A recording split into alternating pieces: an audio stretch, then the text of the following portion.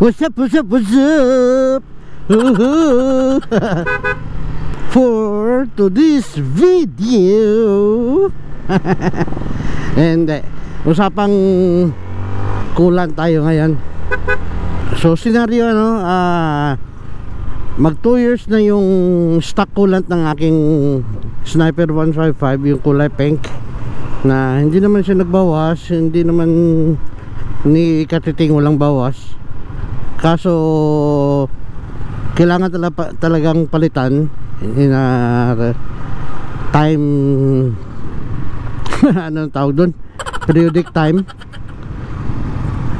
So nag 20k na kasi yung udo niya, kaya nagpalit na ako ng coolant. So ang pinalit ko is yung top 1 na coolant,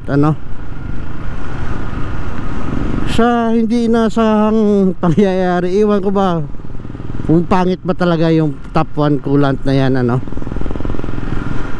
Naibiyahe ko naman siya na papunta ng Davao, back and forth, so 300 plus. Basta naitakbo ko na ng mga 600 kilometer yung top 1 coolant na yon. At saka napansin ko sa top 1 coolant na ang bilis uminit ng aking makina. At saka yung sa radiator niya naman, napansin ko rin na kahit na long ride, umaandar pa rin yung radiator niya pag nag-stop na ako, pag nag-stop over ako, umaandar yung radiator. So sabi ko, hindi naman to ganito dati nung sa stock na coolant pa lang, ng Sniper 155 yung kulay pink. Kapag long ride kasi yun dati, hindi umaandar yung radiator niya kapag nag-stop over ako. Sa top 1 umaandar Tapos kahit si Mrs. pansin niya na sobrang init ng makina. Kaya ngayon ang ginawa ko, nag-change ako ng brand na Kubi, Kubi coolant, yung kulay blue, hindi yung pink, at saka may kulay green pa yan, kulay blue.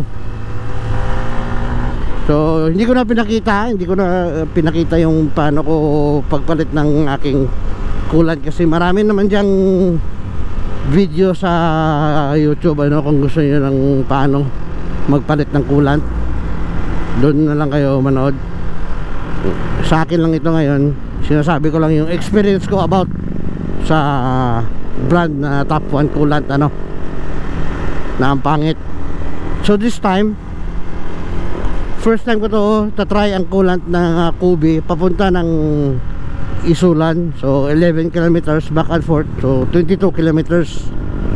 Tatry ko to kung mabilis bang uminit yung makina. Kasi kagabi pumunta kami ng Isulan ni Mrs. Gumala kami dahil kalimutan doon ngayon. Dito pala na part, sobrang init na ng makina. Top 1 pa yung nakalagay na coolant, So comment down below kung anong experience nyo sa top 1 coolant na yan, yung mga gumagamit ng top 1 coolant. Sobrang init, lalo na sa mga sniper. So ngayon tatry ko lang to kung maganda ba tong Kubi na to.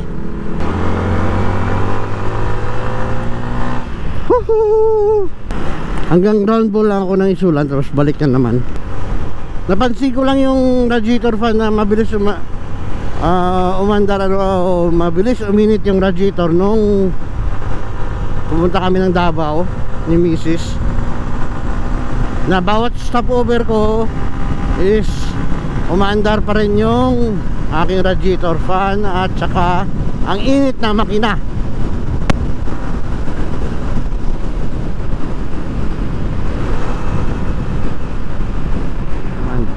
So ito yung Provincial Hospital ng Sultan Kudarat na mala hotel yung sa loob niya, at saka walang cashier dyan kasi walang bayad. Yan ang ganda, daming pasyente yan. So ito ang tabi niya is provincial gym, at yung isa, yung malaki, yun yung provincial capitol, yan. So dito kami pumunta kagabi ni Mrs. Nung dumating kami dito, sobrang init ng makina. So ngayon, hindi pa, minimal pa lang yung init eh.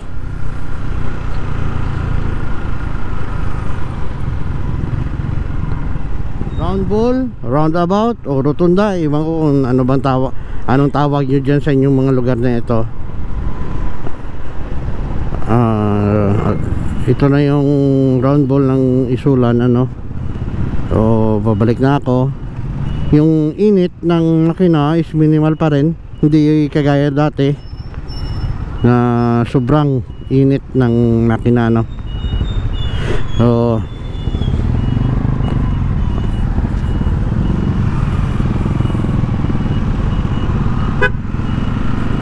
hinto ako dyan saglit mamaya sa gilid para pakinggan kung umandar ba yung yung radiator niya.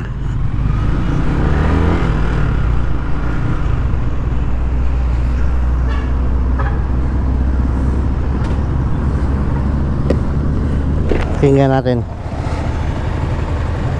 So hindi umandar yung radiator niya, hindi kagaya kagabi na doon pa lang sa may harap ng tawag dito, tulay doon sa Tacorong, umaandar na yung radiator fan. Ngayon nandito na ako ngayon sa Isulan gamit itong Kobe na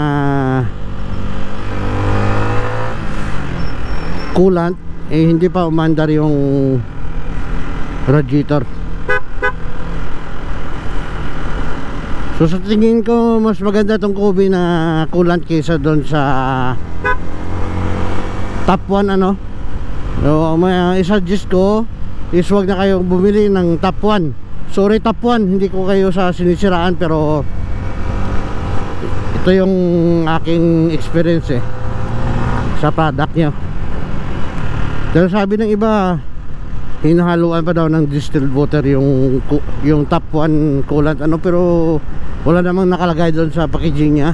Ito nga pala yung yung top 1 coolant na nabili ko. Papakita ko sa screen na lang dahil doon sa bahay yung niya, pipicturean ko na lang. At saka ito yung Kobe na coolant na nilagay ko, pinalit ko, So pabalik na ako ngayon ng Tacorong. Maganda yung yung coolant ng Kobe.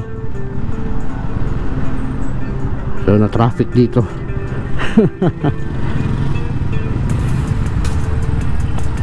So paano, sinishare ko lang yung aking karanasan sa top 1 na coolant. So ride safe palagi at huwag maging kamuti sa daan. Ako lang. So till next video. Ciao. Babush. And traffic. Whew.